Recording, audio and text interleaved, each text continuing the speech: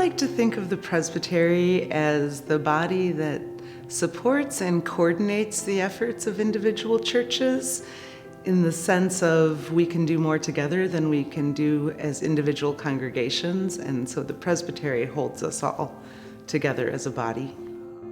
The mission and the vision of presbytery has always evolved based on the needs of the people. And I think now that we are in a new world, an unnavigated world, where everybody is trying to find their way. How do I navigate this part of my life? How do I navigate my life spiritually or, with my religion? I always think of the presbytery as the body that helps the people of God and the churches navigate this new world. In these days, sometimes being a person of faith or trying to live out one's discipleship can feel very lonely.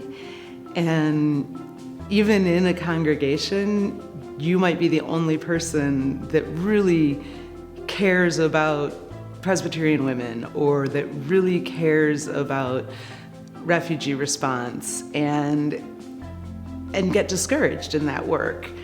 Whereas if you connect with, there's 2 people in that church, 3 people in that church, and 4 people here, suddenly you have a group that can make a difference.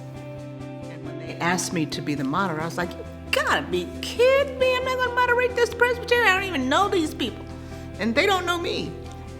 But that was the greatest blessing for me, is that the moment I started being engaged, the moment I took responsibility for saying, I wanna help this presbytery in the ways that we're not good or celebrate where we are, things started to open up for me. And it's amazing how just serving on one ministry or one committee of the presbytery opens you up to so many other different things. I know several people who are hesitant about being involved with the presbytery for different reasons. Some are that they feel totally inept, unqualified to do any of the work of the presbytery, or because they think it's too much work and they won't have time and energy to do it. I would encourage them to stop thinking that way, because it's just wrong, first. But secondly, without you, we cannot function as a presbytery. And so even if you don't have skills that you think you might need, you have a voice and you have the Spirit of God working through you and what God has given you to bring to us. I think my faith has grown. I think my confidence has grown in being able to work with a bunch of other people from a bunch of different churches, different levels of service in those churches, and just being able to be part of a community that is doing something that's important. You're not going to know everything you need to know to do the job right away, but that's why we cycle. So there will be people there that will help you and bring you along and teach you what you need to learn. I love it. I think it's great work. I feel like I'm able to contribute and be part of the team.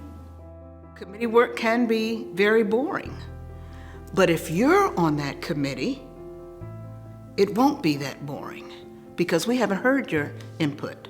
We haven't heard your opinion or what you think. You haven't shared an idea.